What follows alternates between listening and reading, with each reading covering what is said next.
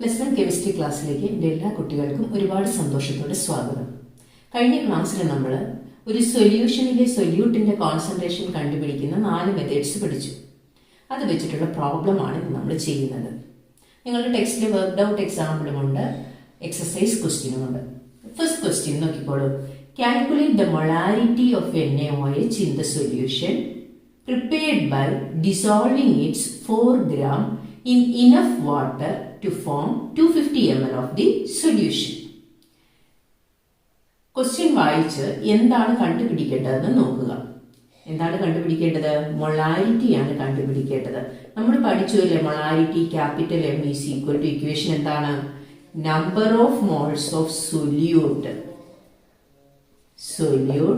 Divided by volume of solution in litres. ശരിയല്ലേ? ഇതാണ് നമ്മൾ പഠിച്ച ഇക്വേഷൻ. നമുക്ക് എന്തൊക്കെ തന്നിട്ടുണ്ട് ഞാൻ അണ്ടർലൈൻ ചെയ്തിട്ടുണ്ട് അല്ലേ?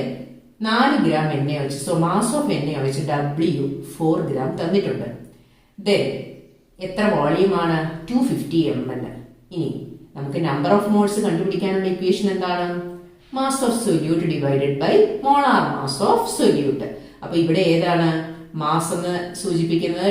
W ആണ്. സോ W NaOHന്റെ mass divided by molar mass of NaOHന്റെ മോളാർ മാസ്. ഞാൻ NaOH സബ്സ്ക്രിപ്റ്റ് ആയിട്ട് എഴുതിയേ ഉള്ളൂ. That divided by volume of solution in litres. ഇവിടെ വോളിയം എത്രയാണ്? 250 ml ആണ്. അപ്പൊ അതിന് ലിറ്ററിലേക്ക് ആക്കാൻ എന്ത് ചെയ്യണം? ആ വോളിയത്തെ volume in ml divided by എന്ത് ചെയ്യണം? 1000 ചെയ്യും. ഇത് നമ്മൾ പഠിച്ച ഇക്വേഷൻ ആണ്. ഇനി ഞാൻ ഇതൊന്ന് W NaOH mass of NaOH divided by molar mass of NaOH into 1000 into volume in ml. ഞാൻ കഴിഞ്ഞ ക്ലാസ്സിൽ നമ്മൾ ഡിറൈവ് ചെയ്തെടുത്ത് പഠിക്കണം എന്ന് പറഞ്ഞ ഇക്വേഷനാണ്. അപ്പോൾ ഡയറക്റ്റ് ആയിട്ട് നമുക്ക് ഇങ്ങനെയും ചെയ്യാം. ഈ ഒരു ഇക്വേഷൻ ഓർത്തിരിക്കാൻ ബുദ്ധിമുട്ടാണെങ്കിൽ ഇവിടെ നിന്ന് നമുക്ക് തുടങ്ങാം. ഇനി നമുക്ക് ഡയറക്റ്റ് സബ്സ്റ്റിറ്റ്യൂഷൻ അല്ലേ വാല്യൂ? മാസ് എത്രയാണ്? 4 ഗ്രാം ആണ്. So 4 into 1000 divided by molar mass of NaOH എങ്ങനെ കണ്ടുപിടിക്കുന്നത്? എല്ലാ ആറ്റങ്ങളുടെയും മാസ്, അറ്റോമിക് മാസ് കൂട്ടുക. സോഡിയത്തിന്റെ atomic mass 23, oxygen 16, then hydrogen 1. Total ചെയ്യുമ്പോൾ 40 എന്ന് കിട്ടും. സോ മോളാർ മാസ് 40 ഇൻറ്റു എന്താണ്? വോളിയം. മില്ലി ലിറ്ററിലുള്ള വോളിയം എത്രയാണ്? 250 ml. സോ ഇതിനെ സിംപ്ലിഫൈ ചെയ്ത് കഴിയുമ്പോൾ നമുക്ക് ആൻസർ എന്ത് കിട്ടും? 0.4 മോൾ പെർ ലിറ്റർ. അതല്ലേ മൊളാരിറ്റിയുടെ യൂണിറ്റ്, മോൾ പെർ ലിറ്റർ. അല്ലെങ്കിൽ എന്തുകൂടി എഴുതാം നമുക്ക്? ഓർ 0.4 ക്യാപിറ്റൽ M എന്ന് എഴുതാം, അല്ലെങ്കിൽ മോൾ പെർ ഡെസിമീറ്റർ ക്യൂബ് എഴുതാം. അതെല്ലാം നമ്മൾ കണ്ടതാണ്. So this is the answer. Okay, now second question. What is the concentration of sugar C12H22O11 in mol per liter if its 20 gram are dissolved in enough water to make a final volume up to 2 liter. ഇവിടെ എന്താണ് കണ്ടുപിടിക്കാൻ ആവശ്യപ്പെട്ടിരിക്കുന്നത്? Concentration of sugar ആണ്. നമ്മൾ concentration കണ്ടുപിടിക്കുന്ന 4 method പഠിച്ചിട്ടല്ലോ. അപ്പൊ അതിൽ ഏതാന്ന് എങ്ങനെ മനസ്സിലാകും? അവിടെ യൂണിറ്റ് നോക്കിക്കേ, in mole per litre. Mole per ലിറ്ററിൽ നമ്മൾ ഏതാണ് കണ്ടുപിടിക്കുന്നത്? മൊളാരിറ്റി ആണ്. കണ്ടോ? അപ്പൊ നമുക്ക് മനസ്സിലായി മൊളാരിറ്റി ആണ്. ഒരു ക്വസ്റ്റ്യൻ വായിച്ച് ഇത്തരം കാര്യങ്ങൾ നമ്മൾ മനസ്സിലാക്കണം. മൊളാരിറ്റി ആണ് നമുക്ക് കണ്ടുപിടിക്കേണ്ടത്. അപ്പൊ അതിന്റെ ഇക്വേഷൻ നമ്മൾ ആദ്യം എഴുതിയത് തന്നെയാണ്. Number of moles of solute divided by volume of solution in litre. Number of moles of solute എങ്ങനെ കണ്ടുപിടിക്കും? Mass divided by molar mass. ഞാനിപ്പോൾ ഇങ്ങനെ തന്നെ അങ്ങോട്ട് എഴുതുകയാണ്. Mass divided by molar mass divided by volume in litres. കാരണം ഇവിടെ തന്നിരിക്കുന്ന വോളിയം എത്രയാണ്? 2 ലിറ്റർ ആണ്. അപ്പൊ ഞാൻ മില്ലി ലിറ്ററിലേക്ക് കൺവേർട്ട് ചെയ്യേണ്ട ആവശ്യമില്ലല്ലോ. ഡയറക്റ്റ് ആയിട്ട് ഈ ഇക്വേഷൻ വെച്ച് എനിക്ക് ചെയ്യാം. ഇനി മാസ് ഓഫ് ഷുഗർ W എന്ന് പറയുന്നത് എത്രയാണ്? 20 ഗ്രാം ആണെന്ന് തന്നിട്ടുണ്ട്. ഇനി മോളാർ മാസ് ഓഫ് ഷുഗർ എന്താണ്? Carbon 12, so 12 into 12 plus hydrogen 22 into 1. ഇവിടെ ഹൈഡ്രജന്റെ മാസ്, അറ്റോമിക് മാസ് 1 ആയിട്ടാണ് എടുത്തിരിക്കുന്നത്. പ്ലസ് ഓക്സിജന്റെ 11 ഇൻറ്റു 16. അതെല്ലാം ചെയ്ത് കഴിയുമ്പോൾ 342 ഗ്രാം പെർ മോൾ എന്ന് കിട്ടും. ഇനി നമുക്ക് നമുക്ക് എന്ത് ചെയ്താൽ മതി? ഡയറക്റ്റ് ആയിട്ട് അത് സബ്സ്റ്റിറ്റ്യൂട്ട് ചെയ്താൽ മതി. എന്ത് കിട്ടും? മാസ് എത്രയാണ്? മാസ് ഓഫ് ഷുഗർ എത്രയാണ്? 20. ദാറ്റ് ഡിവൈഡഡ് ബൈ മാസ് ഇവിടെ അടിയിൽ വരും അല്ലേ, 342 ഇൻറ്റു വോളിയം എത്രയാണ്? 2 ലിറ്റർ ആണ് വരുന്നത്. നമുക്ക് യൂണിറ്റ് ഇട്ടും ചെയ്യാം, യൂണിറ്റ് ഇടാതെ ചെയ്യാം. യൂണിറ്റ് ഇട്ട് ചെയ്താൽ നിങ്ങൾക്ക് യൂണിറ്റ് തെറ്റാതിരിക്കും. ഇവിടെ നമുക്ക് 20 ഗ്രാം ആണ്, ഇവിടെ 342 ഗ്രാം പെർ മോൾ ആണ്, ഇവിടെ 2 ലിറ്റർ ആണ്. അപ്പൊ ഗ്രാമും കട്ട് ചെയ്തിട്ട് നമുക്ക് എന്ത് കിട്ടും? മോൾ പെർ ലിറ്ററിലുള്ള വാല്യൂ കിട്ടും. And its value is equal to 0.0293 mole per litre. Okay, ഈ ക്വസ്റ്റ്യൻ കണ്ടൊന്നും ആരും പേടിച്ചു പോകരുത്. ഈ ക്വസ്റ്റ്യൻ സാവധാനം വായിച്ച് മനസ്സിലാക്കിയാൽ നമുക്ക് കാര്യം മനസ്സിലാകും. അതനുസരിച്ച് ചെയ്യുക. ഓക്കെ, അടുത്ത ക്വസ്റ്റ്യൻ, ഇത് നിങ്ങളുടെ ടെക്സ്റ്റിലെ വർക്ക്ഡ് ഔട്ട് എക്സാമ്പിൾ ആണ്. The density of 3 molar solution of NaCl is 1.25 gram per milliliter. Calculate molality of the solution. അപ്പൊ എന്താണ് കാൽക്കുലേറ്റ് ചെയ്യാൻ പറഞ്ഞിരിക്കുന്നത്? മൊളാലിറ്റി. അപ്പൊ നമുക്ക് മൊളാലിറ്റിയുടെ ഇക്വേഷൻ എഴുതാം. Molality small m is equal to എന്താണ്? Number of moles of solute. ഞാൻ എന്നെ ഇവിടെ എഴുതുന്നുള്ളൂ. ഡിവൈഡഡ് ബൈ എന്താണ്? Mass of solvent in kilogram ആണല്ലോ. നമുക്ക് എന്തൊക്കെ തന്നിട്ടുണ്ട്? സോഡിയം ക്ലോറൈഡ് ആണ് സൊല്യൂട്ട് എന്ന് തന്നിട്ടുണ്ട് അല്ലേ. അപ്പൊ ആ സോഡിയം ക്ലോറൈഡ് മൊളാരിറ്റിയും തന്നിട്ടുണ്ട്. അതായത് 3 മോൾ. 3 മോളാർ സൊല്യൂഷൻ എന്ന് പറഞ്ഞാൽ എന്താണ് അർത്ഥം? 1 ലിറ്ററില് 3 മോൾ സോഡിയം ക്ലോറൈഡ് ഉണ്ട്. അങ്ങനെയല്ലേ നമ്മൾ പഠിച്ചത് മൊളാരിറ്റി പഠിച്ചപ്പോൾ. So 3 mol sodium chloride dissolved in 1 liter solution. അങ്ങനെയാണെങ്കിൽ നമ്പർ ഓഫ് മോൾസ് എത്രയാണ്? 3 ആണ്. അത് തന്നിട്ടുണ്ട്. അപ്പം ന്യൂമറേറ്റർ നമുക്ക് കയ്യിലുണ്ട്. ഇനി mass of solvent in kilogram. സോൾവെന്റിന്റെ മാസ് തന്നിട്ടുണ്ടോ? ഇല്ല. പകരം എന്താണ് തന്നിരിക്കുന്നത്? ഡെൻസിറ്റി തന്നിട്ടുണ്ട് അല്ലേ. ഡെൻസിറ്റി എന്ന് പറയുന്നത് മാസുമായിട്ട് റിലേറ്റഡ് ആണോ? അതെ, density is equal to mass by volume ആണല്ലോ. അപ്പൊ നമുക്ക് അങ്ങനെ മാസ് ഓഫ് ദി സൊല്യൂഷൻ കണ്ടുപിടിക്കാം. ഇവിടെ സോഡിയം ക്ലോറൈഡ് സൊല്യൂഷന്റെ ഡെൻസിറ്റിയാണ് തന്നിരിക്കുന്നത്. അപ്പോൾ സോഡിയം ക്ലോറൈഡ് സൊല്യൂഷന്റെ മാസ് ആയിരിക്കും നമുക്ക് ഡെൻസിറ്റിയിൽ നിന്ന് കിട്ടുന്നത്.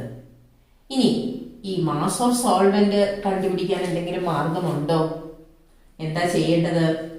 മാസ് ഓഫ് സോൾവെന്റ് എങ്ങനെ കണ്ടുപിടിക്കാൻ പറ്റും?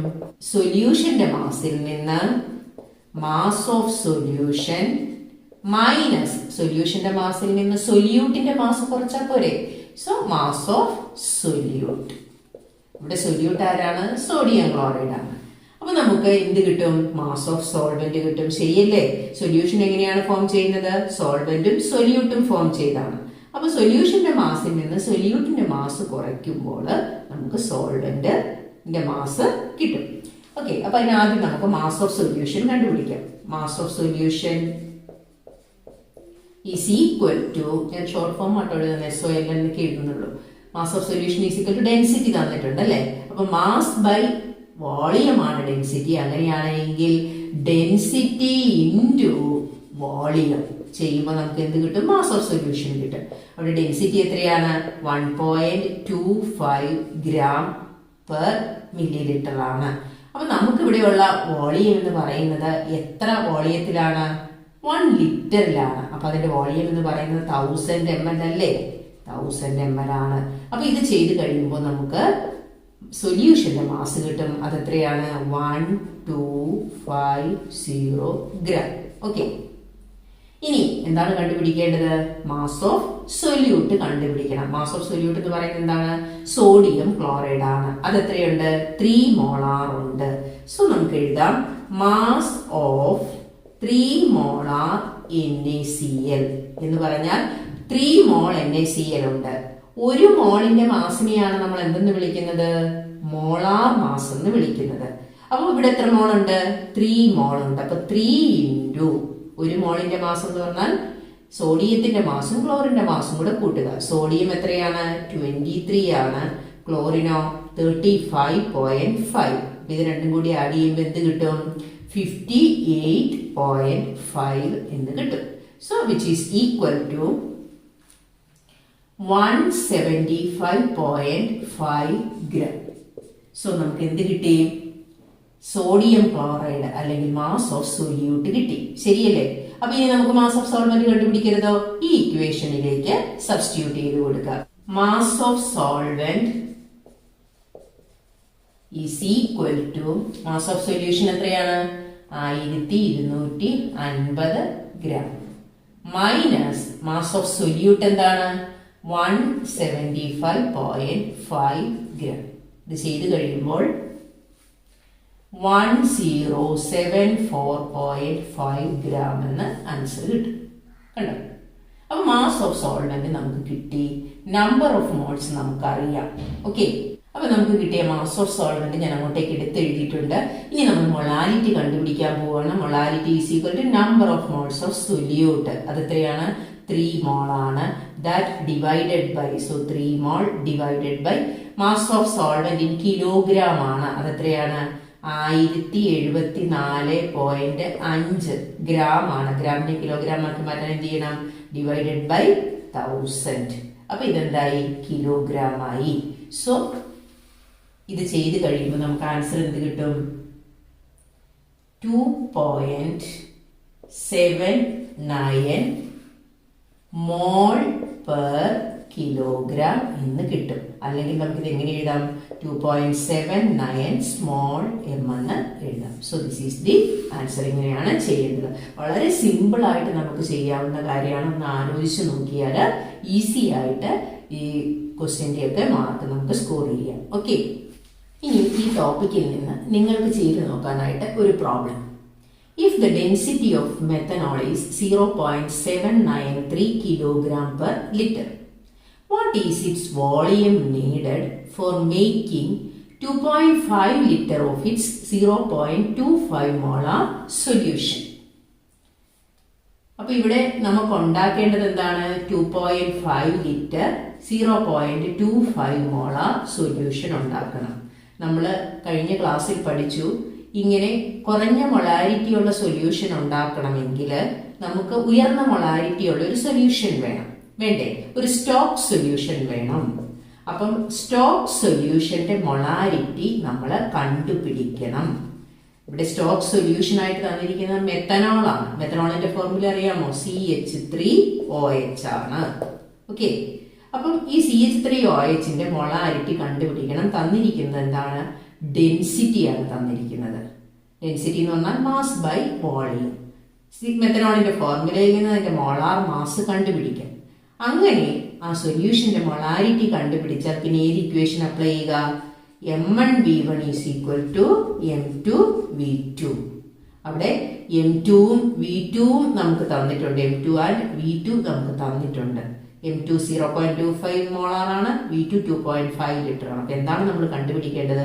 ഈ M1 കണ്ടുപിടിക്കണം. നിങ്ങളൊന്ന് വർക്കൗട്ട് ചെയ്ത് നോക്കുക. അപ്പോൾ ഇതിൽ ഈ ഭാഗത്തു നിന്നുള്ള കൂടുതൽ പ്രോബ്ലംസ് നിങ്ങൾ കണ്ടെത്തി വർക്കൗട്ട് ചെയ്യുക.